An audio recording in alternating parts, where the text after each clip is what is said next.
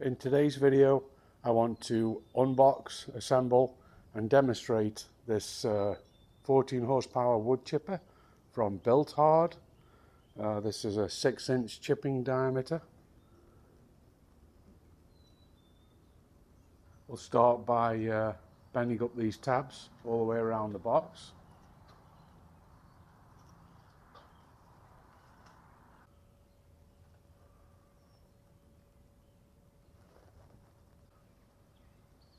This is what it looks like with the box removed. Looks to be packaged very well. I don't see any damage anywhere. These are all the parts laid out on the floor.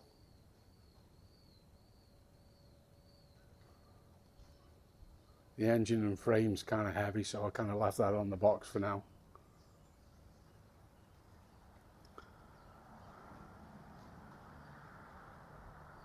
Come with this little screw inside one of the bags. It's a little tiny thing, so be careful not to lose that. The first step is to assemble the rear wheels onto the rear axle. Let's remove the cotter pin first.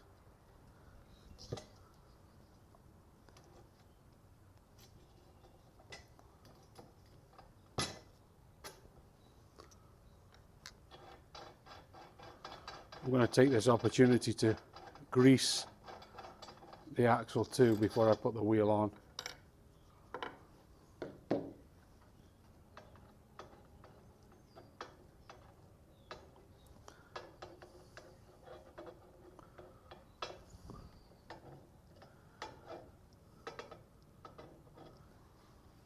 Should be good.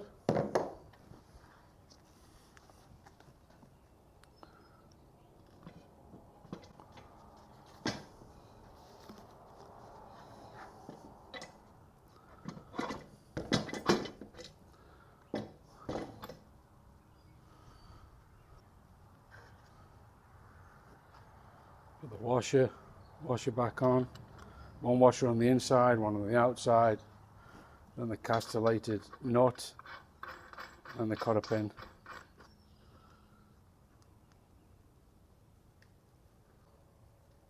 This nut does not need to be tight, it just needs to take up all the excessive play so the wheel will rotate.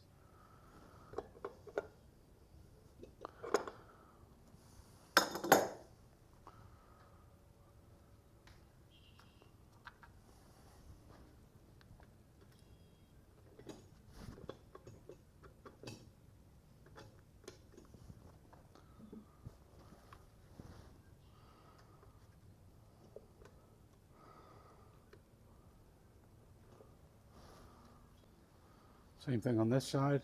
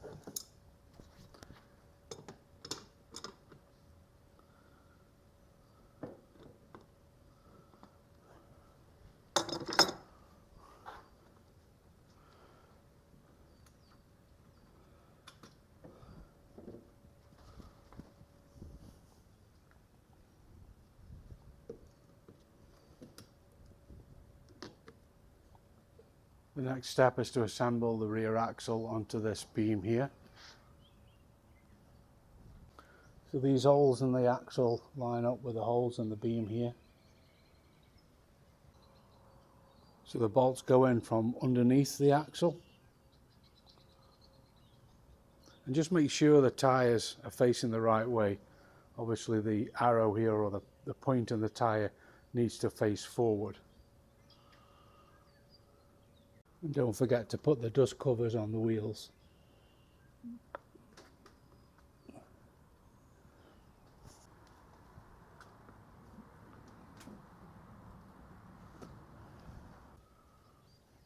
I'm using a 13/16 wrench.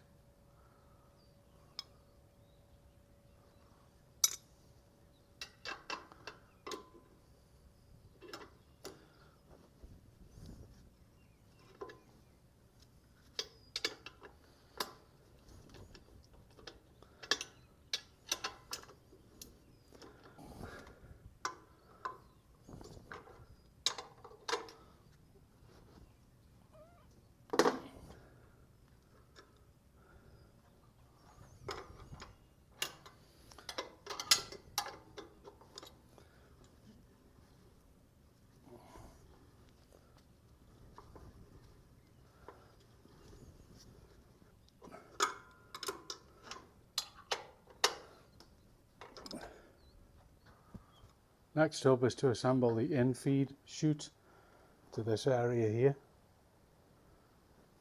Looks like these hinges here just line up with the collars there.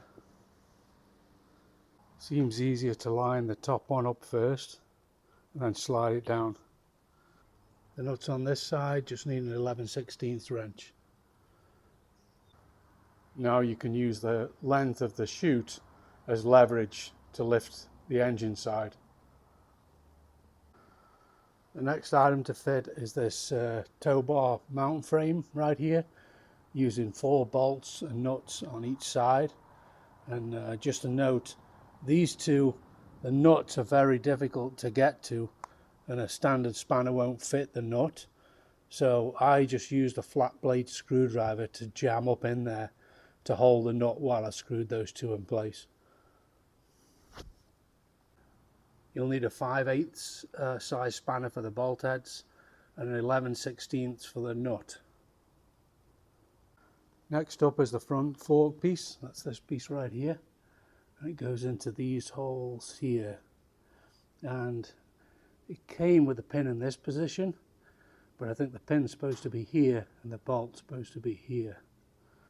So the bolt goes right at the back. You need a 3/4 inch wrench for that bolt, and the pin goes in the front hole. You can either go in the top position or here. This is the travel position and this will be the towing position. Next up is the front axle.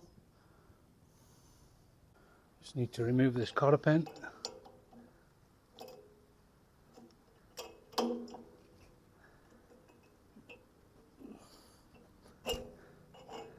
Remove the nut.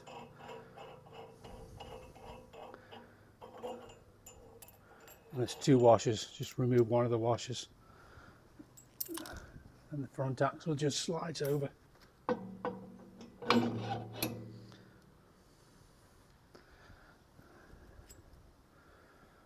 the washer back on.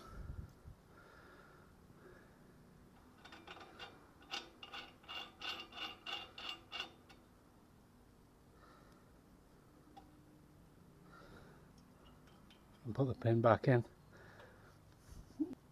Tighten the stop bolt here, and as there's a greasing point on here, I'll add some grease.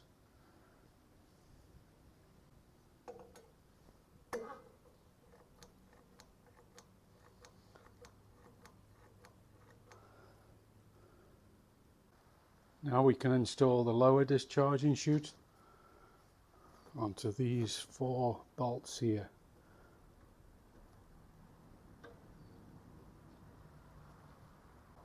You need a 1/2 inch wrench for these nuts and bolts here.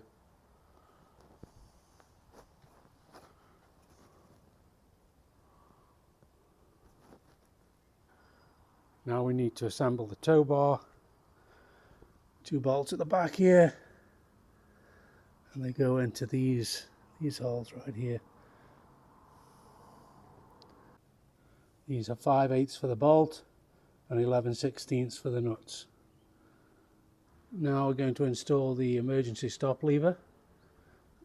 It looks like it goes into these holes here and here, and then the little actuator lever connects to that hole there.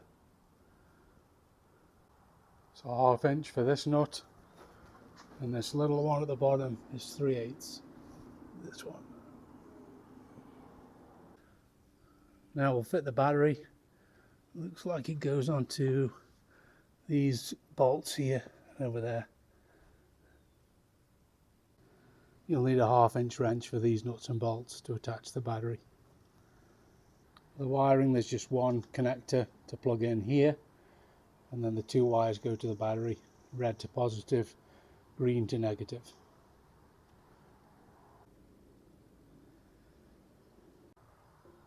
I installed the spark arrestor here, and that's what that little tiny screw was for in the plastic bag for attaching this spark arrestor. Okay, I added engine oil and fuel, so let's just do a quick walk around.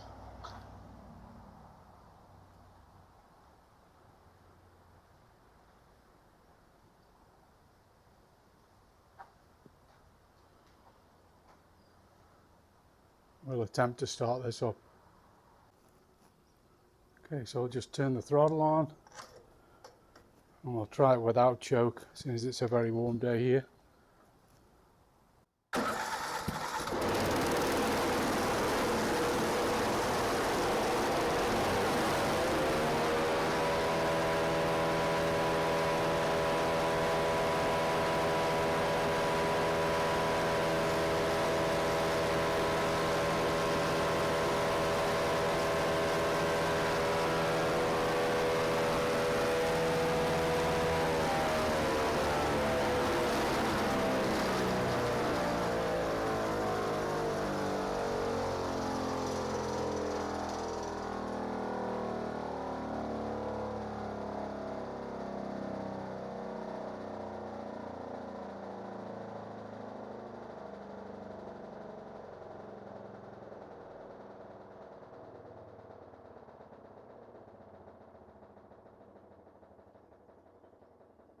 Well, it looks like she runs, so now we'll take it out and give it a try.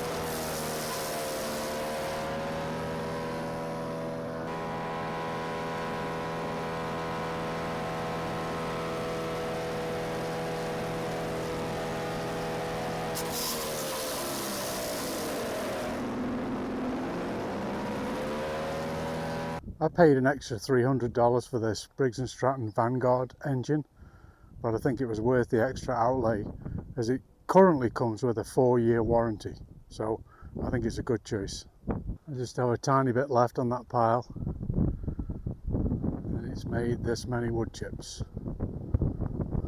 I hope you enjoyed this video of the Bilt 6-inch wood chipper, the unboxing, assembly and demonstration. Seems to do a very good job. Thanks for watching.